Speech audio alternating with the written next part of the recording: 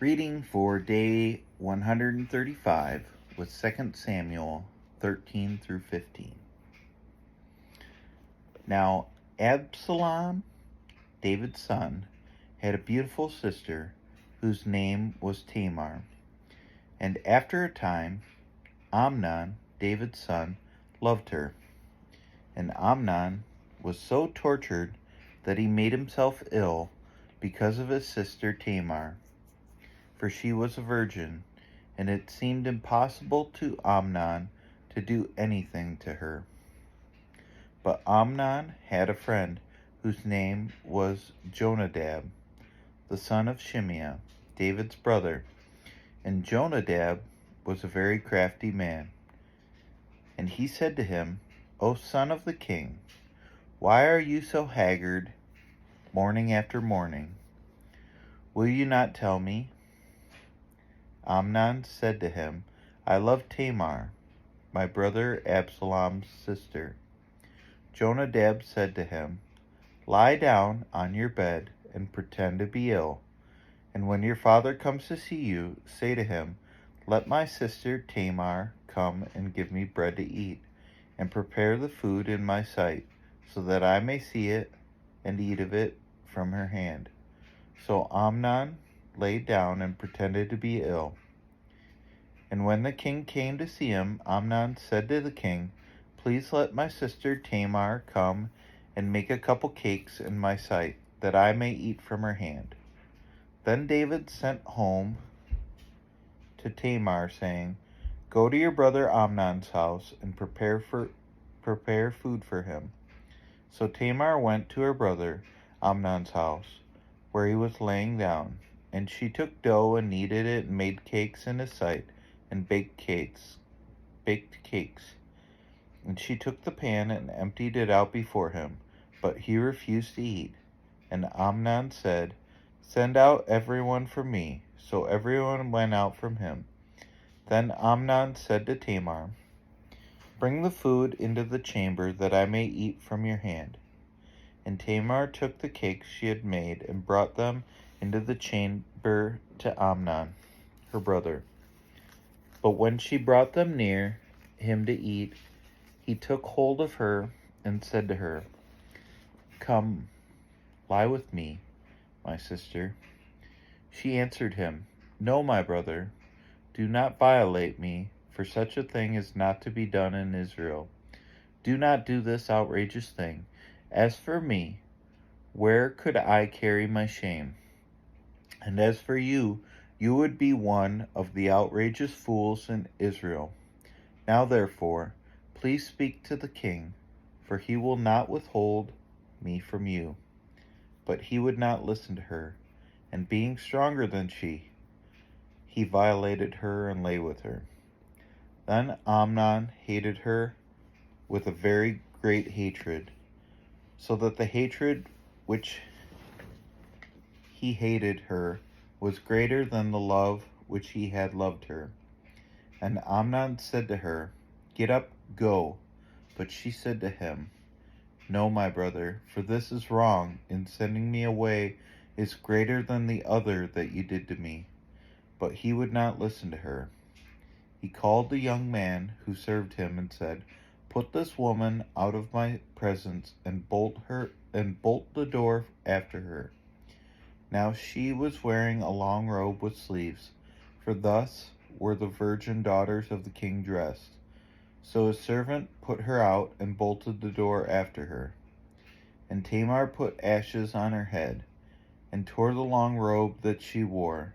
And she laid her hand on her head and went away crying as she went. And her brother Absalom said to her, Has Amnon, your brother, been with you? Now hold your peace, my sister. He is your brother. Do not take this to heart. So Tamar lived a desolate woman in her brother Absalom's house. When King David heard of all these things, he was very angry. But Absalom spoke to Amnon neither good nor bad. For Absalom hated Amnon because he had violated his sister Tamar. After 2 full years, Absalom had sheep shearers at Baal Hazor, which is near Ephraim. And Absalom invited all the king's sons. And Absalom came to the king and said, Behold, your servant has sheep shearers. Please let the king and his servants go with your servant.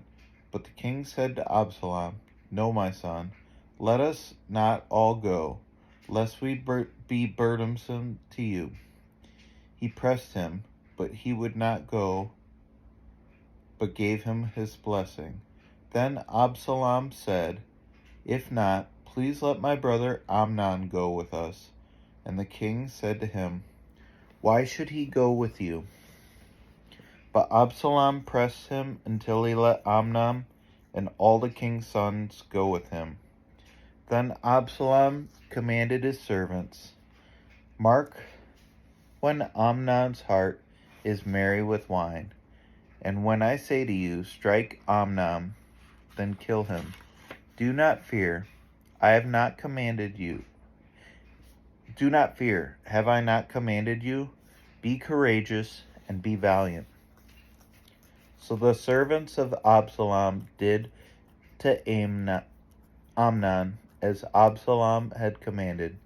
Then all the king's sons arose, each mounted his mule and fled. While they were on the way, news came to David, Absalom has struck down all the king's sons, and not one of them is left. Then the king arose, tore his garments, and lay on the earth. All his servants who were standing by tore their garments. But Jonadab, the son of Shimeah, David's brother, said, Let not my lord suppose they have killed all the young men, the king's sons.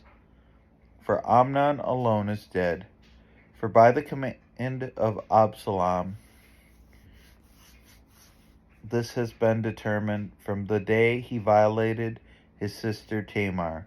Now therefore, let not my lord the king so take it to heart as to suppose that all the king's sons are dead, for Amnon alone is dead.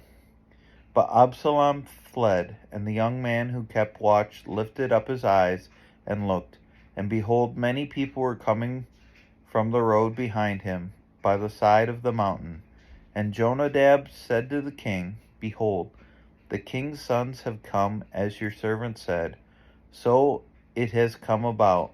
And as soon as he had finished speaking, behold, the king's sons came, and lifted up their voice and wept.